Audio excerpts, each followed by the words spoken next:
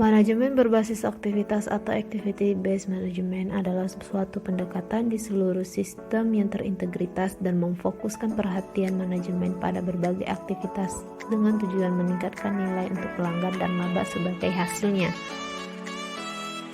Selanjutnya, activity based management memiliki dua dimensi, yaitu dimensi biaya dan dimensi proses. Yang pertama, dimensi biaya adalah dimensi manajemen berdasarkan aktivitas yang memberikan informasi biaya mengenai sumber, aktivitas produk, dan pelanggan. Di sini bertujuan untuk memperbaiki keakuratan pembebanan biaya. Selanjutnya, dimensi proses atau analisis biaya adalah dimensi manajemen berdasarkan aktivitas yang memberikan informasi tentang aktivitas apa yang dikerjakan, mengapa dikerjakan, dan seberapa baik dikerjakan dengan tujuan untuk pengurangan biaya. Tujuan manajemen berbasis aktivitas untuk meningkatkan nilai yang diterima oleh pelanggan dan untuk meningkatkan laba dengan mengidentifikasi peluang untuk perbaikan strategi dan operasi. Manfaat yang diperoleh dengan menggunakan ABM adalah manajemen dapat menentukan wilayah untuk melakukan perbaikan operasi, mengurangi biaya, atau meningkatkan nilai bagi pelanggan. Dengan mengidentifikasi sumber daya yang dipakai konsumen, produk, dan aktivitas, ABM memperbaiki fokus manajemen atas faktor-faktor kunci perusahaan dan meningkatkan keunggulan kompetitif. Siklus hidup produk. Pengertian siklus hidup produk adalah suatu konsep penting yang memberikan pemahaman tentang dinamika kompetitif suatu produk. Seperti halnya dengan manusia, suatu produk juga memiliki siklus atau daur hidup. Siklus hidup produk adalah suatu grafik yang menggambarkan riwayat produk dari diperkenalkan ke pasar sampai dengan ditarik dari pasar. Tahap-tahapan siklus produk. Yang pertama, tahapan perkenalan. 1. Strategi menyaring cepat. 2. Strategi menyaring lambat. 3. Strategi penetrasi cepat. 4. Strategi penetrasi lambat. Tahap pertumbuhan. Yang pertama, pertumbuhan cepat. Yang kedua, pertumbuhan lambat. Perlambatan penjualan dan keuntungan akan naik dan turun. Di sini ada kedewasaan pertumbuhan, kedewasaan stabil, dan kedewasaan mengusang. Dan yang terakhir yaitu tahap penurunan, yaitu penjualan mulai menunjukkan penurunan. Di sini kita perlu Dan yang terakhir yaitu tahap penurunan, yaitu penjualan mulai menunjukkan penurunan. Di sini kita perlu memperbarui barang, meninjau kembali dan memperbaiki program pemasaran setelah program produksinya agar lebih efisien, menghilangkan sebagian jenis barang untuk mencapai pada optimum laba optimum pada barang yang sudah ada dan meninggalkan sama sekali barang tersebut. Di sini ada pengukuran kinerja aktivitas. Nah, ini merupakan suatu kegiatan menilai seberapa baik di berbagai aktivitas atau proses yang dilakukan. Pengukuran kinerja aktivitas terdapat dalam petunjuk keuangan dan non-keuangan. Tujuannya adalah untuk menilai seberapa baik suatu aktivitas dilakukan dan seberapa baik hasil yang dicapainya. Ukuran kinerja aktivitas ini berpusat pada 3 dimensi, yaitu efisiensi, kualitas, dan waktu.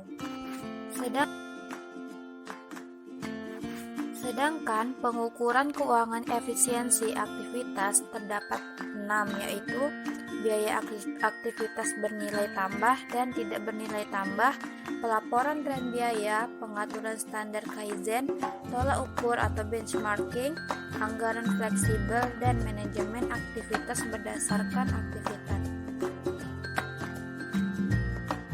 Laporan biaya bernilai tambah dan tidak bernilai tambah, di mana yang pertama biaya bernilai tambah dapat dihitung dengan SQ dikali ST, dan untuk biaya tidak bernilai tambah dapat dihitung dengan AQ dikurang SQ dikali ST.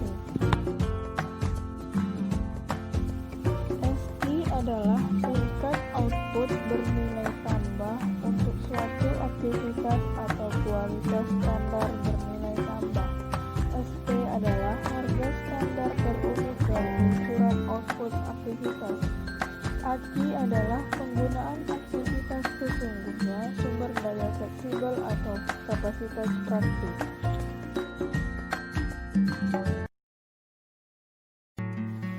Di sini ada data laporan biaya bernilai tambah dan tak bernilai tambah, di mana aktivitas itu ada pengawasan, pengerjaan ulang, penyetelan, dan pengawasan. Di jam penggeraknya ada jam pengawasan, jam pengerjaan ulang, jam penyetelan, dan jumlah pengawasan. Nah, di sini ada nilai-nilai dari SI, AKI, dan SP. Selanjutnya, di laporan biaya bernilai tambah dan tak bernilai tambah, kita masukkan sesuai dengan rumus. Biaya bernilai tambah kita menggunakan rumus SI dikali SP. Nah, di situ dari 40 dikali 10.000 sama dengan 400.000. Begitu pula juga dengan biaya tak bernilai tambah dengan menggunakan rumus AKI dikurang SI dikali SP. Nah, dapat jumlahnya, dapatlah biaya aktual. Biaya aktual didapat dari biaya bernilai tambah dikurang biaya tak bernilai tambah.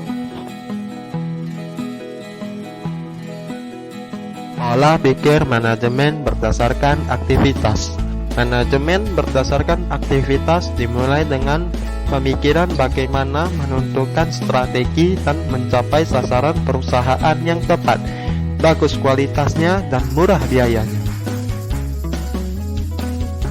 Kerangka manajemen berdasarkan aktivitas perusahaan terdiri dari 1.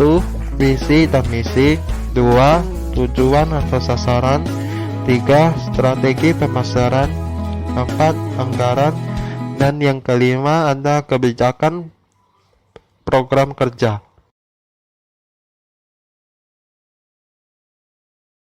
Pengendalian biaya adalah proses atau usaha yang sistematis dalam menetapkan standar pelaksanaan dengan tujuan perencanaan dan sistem informasi umpan balik.